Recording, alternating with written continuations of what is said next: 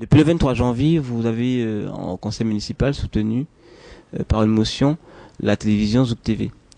Et depuis, ça fait 7 jours, cette télévision émet sur les hertziens en pirate. Depuis, est-ce que votre position a changé? Alors, je continue toujours à soutenir les radios libres, les télévisions qui se battent pour, comme ATV, comme KMT.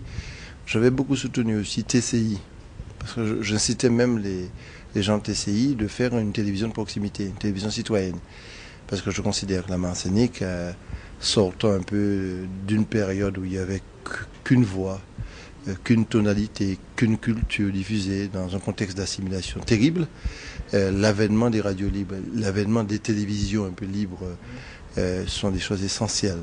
Donc c'est pour ça que je considère que Zouk TV fait, au même titre que KMT ou d'autres, un travail de proximité, de construction de citoyenneté, d'émergence de la mémoire, de construction d'une cohésion. Ça me semble intéressant. Donc notre motion est maintenue pour demander au gouvernement d'instruire ce dossier-là, parce que la Guadeloupe a 4 télévisions, je crois, qui émettent sur l'hertzien, et ce serait pas trop d'avoir une troisième télévision qui puisse émettre sur l'hertzien.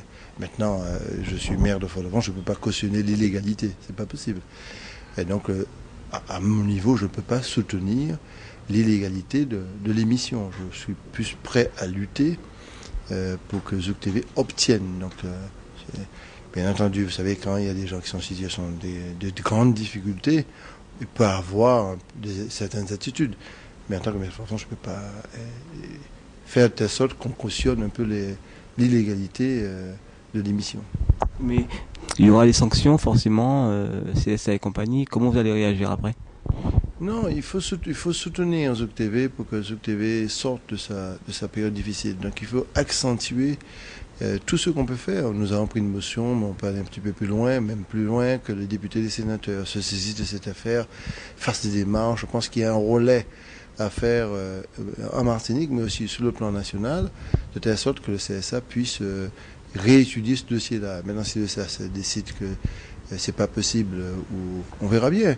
Mais j'ai le sentiment que s'il y a une mobilisation en Martinique pour bien montrer l'utilité de cette télévision-là, que ça puisse être positif. Donc ce combat, il faut conduire jusqu'au bout, de telle sorte que Zouk TV sorte dans sa situation actuelle d'illégalité le plus rapidement possible.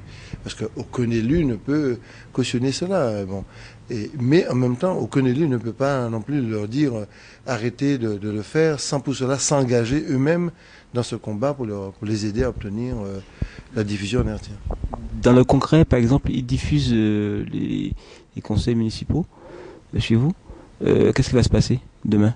Alors, très rapidement, nous allons entrer dans une phase où la communication télévisuelle ou radio, quel que soit, sera très limitée. Parce que, ouais, par vos élections. À la fois législatives, pour ceux qui vont aux élections législatives, mais aussi, et c'est valable CASEM, Ville de Fort-de-France, mais c'est valable aussi pour la Ville de Fort-de-France.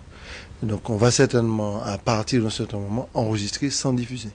Donc ça ne nous gêne pas de continuer la convention que nous avons avec KMT Zouk TV, de stocker les images du conseil municipal et du conseil communautaire.